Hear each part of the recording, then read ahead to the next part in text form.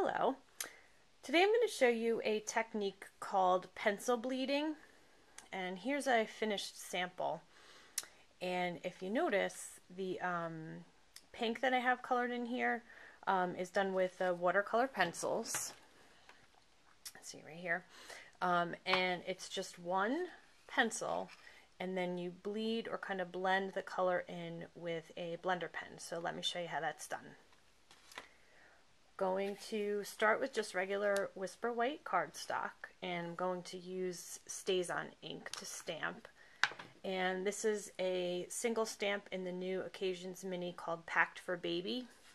And you can use any outline stamp will work for this technique. So I'm just going to ink it up and then stamp it.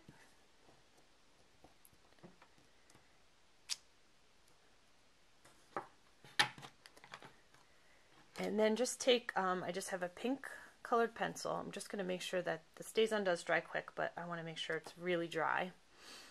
And I'm just going to take the pencil and just trace along the outline of the image. And you want to definitely put on, some color. Don't be necessarily light-handed about it.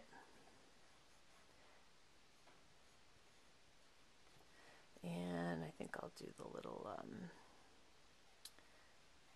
carriage too. Oops.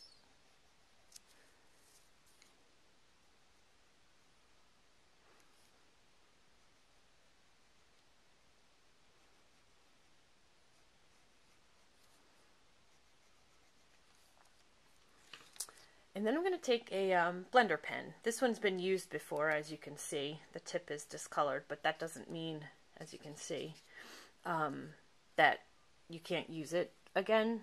The tip does get discolored just from going into the different inks, but it doesn't affect the quality of the pen itself. So what I'm going to do is just kind of then run the marker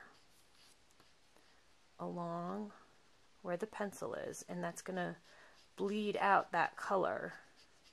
And if you work it toward the middle, you'll find that you end up with like almost a shaded area where the edges are dark and the centers are a little bit lighter.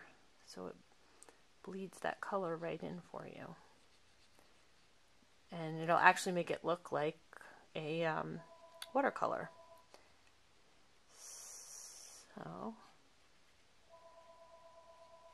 So there you go.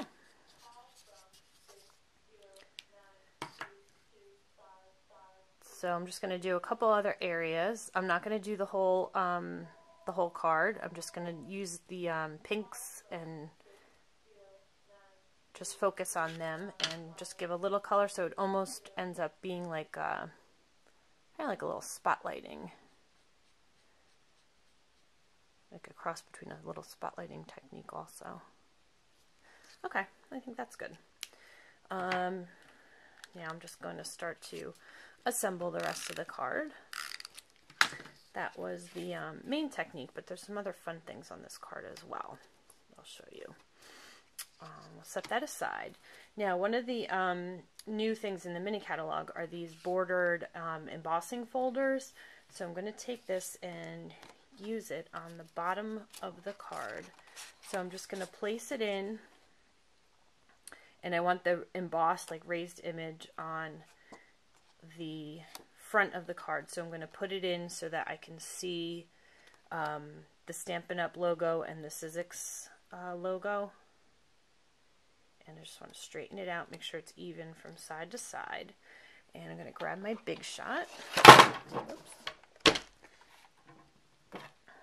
And with the, I always use no tabs with the embossing folders, even though I think it says to use tab 1, but I've always found that there's enough pressure with no tabs, and then it doesn't rip the paper. So I've found that that works well. So I'll just crank that through, and hopefully, yeah, you can see that texture that it applied to the card.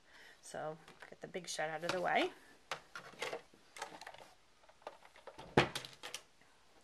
And next we'll go ahead and just fold the card in half.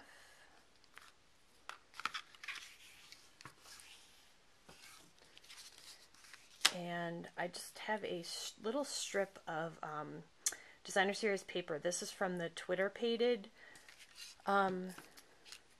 pack, and it is in the Occasions mini catalog. I'm just going to put a little bit of it. It's a 3/8 of an inch strip. I'm just going to put that right above where the embossing folder kind of left off.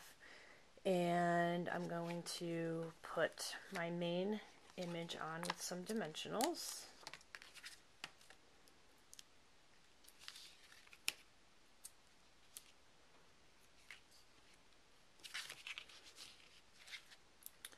And then the last thing I'll do after I get this on is just add a greeting. Let's put that off to the side to leave some room.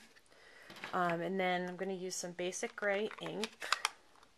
I have a couple of stamps from the Fabulous Phrases set. I have Sweet Little One. And I just kind of want to put them on there randomly. So I'm going to start with the 1 and kind of work my way up.